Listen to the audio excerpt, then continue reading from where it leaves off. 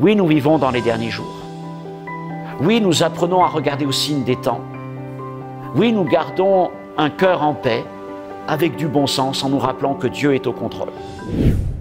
Et ça m'amène à mon troisième point. Donc, nous avons parlé des derniers jours. Nous venons de parler des signes des temps. Parlons maintenant de cette parole que nous trouvons aussi régulièrement dans le Nouveau Testament, que votre cœur ne se trouble point. Ça, c'est la bonne attitude à garder. Parce qu'en raison de la teneur de ces derniers jours, à 3 reprises, donc, le Nouveau Testament nous encourage à ne pas nous laisser troubler. Je pourrais notamment citer cette parole de Jésus dans Matthieu 24. Alors, on l'a lu tout à l'heure, vous entendrez parler de guerre, de bruit de guerre, gardez-vous d'être troublés. Si la parole insiste sur cette idée, c'est donc que les derniers jours, ces temps dans lesquels nous vivons, ont de quoi secouer même la foi de ceux qui sont les plus établis en Jésus-Christ. Car les temps vont devenir de plus en plus difficiles. Je vous rappelle, Paul dit « féroces, périlleux ». Et le Seigneur nous dit de ne pas nous laisser déstabiliser, mais de garder nos cœurs dans la paix, loin de tout trouble. Parce que la peur éteint la foi. Elle nous coupe de la paix que le Seigneur veut nous procurer. Ne nous laissons pas donc emporter. Nous ne sommes pas comme des feuilles qui s'envolent au moindre coup de vent, mais nous sommes attachés solidement à Jésus-Christ. Alors ça ne veut pas dire que nous sommes détachés des événements qui se passent, ou peu importe ce qui se passe, qu'il y ait une guerre là, qu'il y ait une crise là, qu'il y ait ceci, qu'il y ait cela, moi ça ne me touche pas. Non, c'est absolument pas ça. Mais notre foi, nos sentiments, nos pensées ne doivent pas fluctuer en fonction des nombreux événements qui se produisent autour de nous. Parce que si nous laissons notre foi ou notre paix évoluer en fonction des nouvelles qui nous arrivent par les chaînes info, on ne va pas s'en sortir. Mais nous devons rester fermement appuyés sur la parole de Dieu, rester fermes en Jésus-Christ, rester stable. Et il y a un mot que j'aime beaucoup que Paul utilise, rester constant. Soyons constants dans notre foi, quels que soient les événements qui peuvent se produire. Et j'ajoute un quatrième point, et je trouve qu'il va bien dans le prolongement de ce qu'on vient de dire. L'apôtre Paul nous invite à garder notre bon sens. Avoir du bon sens. Les chrétiens ont besoin de bon sens. Il écrit dans 2 Thessaloniciens, chapitre 2, versets 1 à 2, je raccourcis un peu le passage, pour ce qui concerne le retour, l'avènement de notre Seigneur Jésus-Christ et notre réunion avec lui, nous vous prions, frères, de ne pas vous laisser facilement ébranler dans votre bon sens. La peur peut aussi amener une grande fébrilité parmi les hommes et même parmi les chrétiens. Oui, septembre 2001, mars 2019, le Covid, aujourd'hui l'Ukraine, et donc on peut être un peu perdu par tout ça. Et que n'avons-nous pas entendu ces dernières années de livres qui ont été publiés, d'enseignements qui ont été donnés pour dire c'est sûr, dans 15 jours Jésus revient. Et nous sommes toujours là. Alors ce n'est pas que nous nous moquons, mais c'est que nous ne voulons pas nous laisser détourner de ce qui est l'essentiel, c'est-à-dire la parole de Dieu. Et Paul, déjà à son époque, pressait les croyants de ne pas perdre leur bon sens, de garder leur bon sens. Car déjà, à son époque, circulaient toutes sortes de publications, de visions, d'enseignements, non pas par les réseaux sociaux, mais par les réseaux des églises. Et on s'envoyait donc des lettres les uns aux autres pour dire c'est certain, Jésus revient.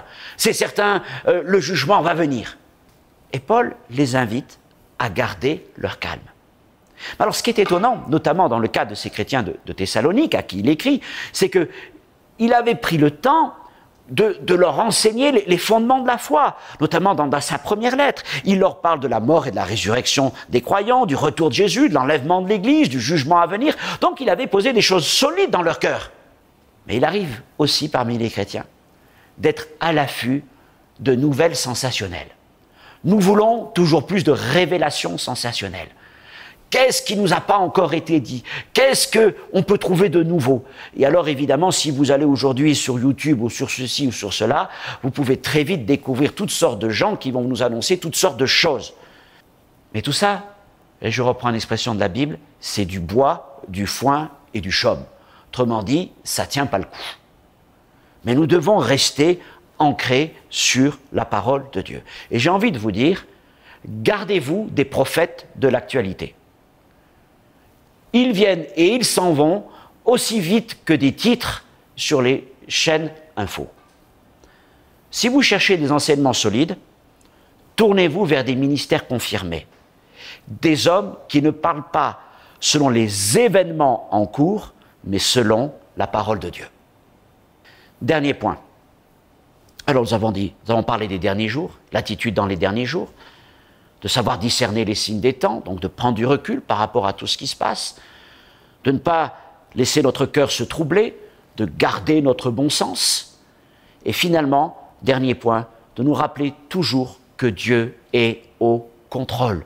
Dieu est au contrôle. Pierre le dit, certains dans les derniers temps s'écrieront « Mais où est Dieu? Où est la promesse de son avènement ?» Ce sont les moqueurs qui agissent ainsi. Et les chrétiens peuvent aussi s'interroger « Mais que fais-tu, Seigneur? Quand est-ce que tu vas venir? Quand est-ce que, enfin, la promesse va s'accomplir ?» Alors il arrive que dans certains événements de l'histoire, la main de Dieu soit visible. Mais la plupart du temps, Dieu reste quelque sorte discret. Et ça ne veut pas dire que les événements lui échappent. Il est au contrôle. Il est assis sur son trône, sur son siège, et ce qui a été dit en son temps s'accomplira. Tant de paroles prophétiques, qu'elles viennent des prophètes, qu'elles viennent de Jésus, qu'elles viennent des apôtres, se sont déjà accomplies. Et alors que nous vivons dans une saison des derniers jours de plus en plus intense, une saison où se manifestent de plus en plus les signes des temps, nous devons toujours nous rappeler que Dieu est l'alpha et l'oméga et que sa parole s'accomplira, elle s'accomplira. Ne pensons surtout pas que Dieu est dépassé par les événements qui s'accélèrent, qu'il aurait perdu le fil des choses. Non. Dieu sait par avance, Dieu connaît par avance et Dieu conduit toutes choses par avance. Alors, quels que soient les événements que nous traversons et ceux que nous traverserons, ne cédons pas à l'inquiétude, ne nous laissons pas déstabiliser, perturber, mais à travers ces 5 points que j'ai évoqués, gardons une attitude saine en Jésus-Christ. Oui, nous vivons dans les derniers jours. Oui, nous apprenons à regarder aux signes des temps. Oui, nous gardons un cœur en paix, avec du bon sens, en nous rappelant que Dieu est au contrôle. Et nous savons, comme Jésus l'a dit, eh bien, il faut que ces choses arrivent. Mais maintenant, il rajoute aussi, mais ça ne sera pas encore la fin. Nous ne savons pas quand est-ce qu'elle viendra, mais elle viendra, c'est certain. Et bientôt, Jésus foulera cette colline que l'on voit derrière moi, et alors, le temps d'être réunis avec lui pour l'éternité sera arrivé. Mais jusque-là, restons dans la paix, restons dans la foi en Jésus-Christ. Il est celui qui veille sur nos vies. Notre Dieu, notre Père, nous te remercions pour ta parole, pour la sagesse qu'elle nous donne. Et combien nous avons besoin de vivre cette sagesse dans des temps d'ébullition, de perturbation, de bouleversement, de renversement, de tout ce que nous croyions solide, établi, peut-être même inébranlable. Mais ces choses s'avèrent être très fragiles. Mais ce qui est certain, c'est que ta parole, elle demeure. Et ce qui a été écrit s'accomplira. Et Seigneur, notre foi, notre paix ne dépend pas des événements qui se produisent autour de nous, mais Seigneur, notre foi est liée à toi, Jésus-Christ. Et ce qui a été écrit s'accomplira. Et nous disons, viens bientôt, Seigneur. Mais jusque-là, garde-nous dans la paix, dans le repos, dans la foi, dans la tranquillité, dans la constance, dans la stabilité. Seigneur mon Dieu, permets-nous de faire la différence par notre témoignage dans une société de plus en plus inquiète, dans une société qui ne sait plus vers quoi aller. Nous savons qu'il y a une fin à toute chose et c'est ton retour qui le marquera. À ton nom soit toute la gloire, Seigneur. Amen. Que Dieu vous bénisse et vous encourage par sa parole. À une prochaine fois, Dieu voulant.